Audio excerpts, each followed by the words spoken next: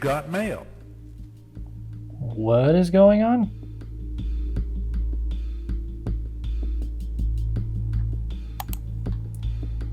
You've been visited by the spirit of Sable. Forward this email to 10 friends.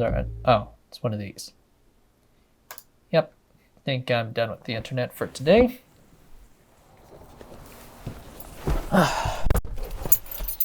You got Oh mail. my god! Sable is an open world exploration game from a two-person team known as Shedworks. But damn, I did not know this was made by only two people.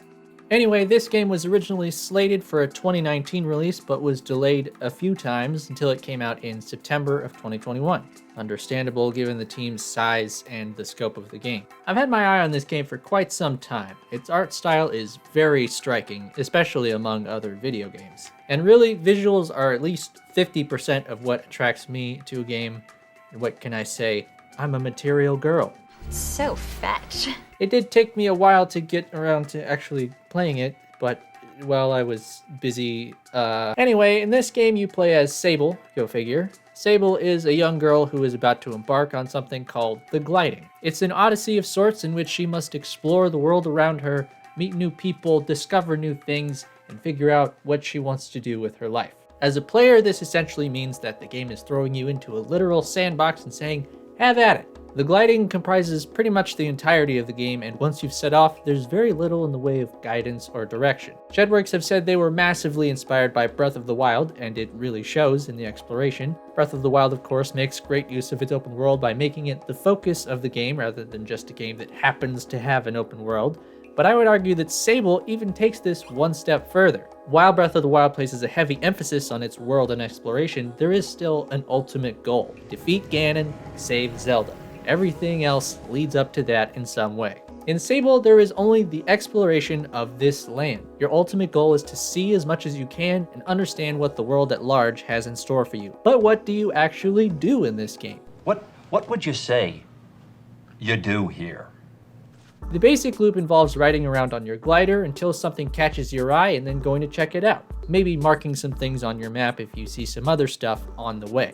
And there are a number of things to discover in this world, from villages and cities to intricate ancient structures and mysterious cyclopean skeletons. There's a lot of climbing and a lot of literal gliding, not just on your vehicle, but through your magical floating bubble. This helps you make your way around and prevents you from taking fall damage. I have to say it was a little confusing how this ability was presented though. It's given to you at the beginning of the game, and I got the impression that I would be getting more abilities later in the game, or at least that this one would be improved or altered in some way. But unless I missed something, that's the only ability you acquire. It just would have been nice if that were more clear from the start. The most significant thing you'll be collecting, aside from chum eggs, which can eventually increase your stamina, is pieces of clothing and masks. It would have been nice if some of these had some kind of tangible effect, but almost none of them do.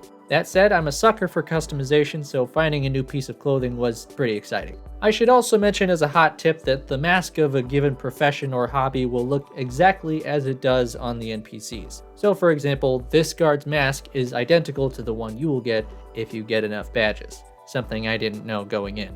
That said, this game is all about the exploration and puzzles. There are no foes to topple in Sable, no monsters to avoid. Heck, I don't even think you can take any damage. But honestly, it was kind of refreshing to explore a world that wasn't hostile to me at all times. I never found myself missing combat because that's not the point of this game. That's not to say there's no conflict or unsavory characters. Sable actually does quite a good job at giving many characters distinct and varied personalities through its text. You'll come across plenty of people while exploring, with some recurring characters. Some people are very welcoming, some cold, some shrouded in mystery. There's even a crime investigation in one of the larger cities you can participate in that will have you talking to just about everyone in town to find your culprit, though it ends pretty unceremoniously. Like many open world games, Sable has a number of standardized activities that are altered and placed evenly throughout the map. One such example is the cartographer's balloons. Then you've got other activities like driving through rings to reveal a secret structure, climbing large structures to find the guy at the top, or collecting items at beetle nests. I will say that by the time I was exploring the last area, which is more or less dependent on which direction you wander in, this game was starting to get a little long in the tooth. I had long given up on the beetle nest quests, There were some unresolved quests that didn't have clear answers, and so I had given up on them as well. I was just kinda ready for it to end. And to be fair, the game doesn't force you to explore absolutely everything. I had received a message in the post box long before I reached this point, more or less telling me I could go home and end the game whenever I felt like it. I explored for about 10 hours, and I just started feeling the fatigue in the last 2. The other major activity in this game involves the derelict space vessels. These are Sable's dungeons, and they feature various climbing and object movement puzzles. There are 6 smaller ones, akin to Breath of the Wild's shrine dungeons, and then a bigger one on the west side of the map, which is probably equivalent to 2 or 3 regular dungeons in size and scope. And for the most part, these are fun diversions, though they did cause me some discomfort while playing. I actually had some trouble in general playing this game for long stretches of time because it would make me slightly nauseous. It may have been partly down to the unusual frame rates the game has, but I think it was mostly the result of the game's camera. It's pretty janky. I would often have to make a point of maneuvering the camera around the environment so that it didn't zoom right into my character or get turned ass backwards. The old ships and other close quarters were particularly bad about this since there was less room for the camera to move unimpeded. The audio also had some issues. The game does have some great music and sound design. I'm especially a fan of the way that it can sometimes sound like your own movement can mimic a soft percussive beat. I had to stop walking occasionally to double check if there was a song playing, and usually it was just the sounds of my feet hitting the ground. Pretty neat. And the music that does play is often quite nice. There are comforting bass lines and acoustic guitars for the villages, peaceful pianos for the open world, and various other instrumentals that do a great job of establishing the atmosphere of your environment. And that goes for the sound design too, although I found it a bit lacking in some places. My issue with the sound design is that it gets choppy. The sound would often stutter and cut in and out, and the reason wasn't obvious to me. I could overlook it if it happened just a few times, but this was a somewhat regular occurrence. Could be this only happens on PC, but either way it was a bit distracting. And while we're talking about the jankier aspects of this game, I have to mention the glider. First of all, the game sets up a customization mechanic pretty early on. Anytime you visit a machinist, they give you the option to change the color and composition of your bike. Problem is, I didn't acquire any other parts for my glider until my last hour in the game.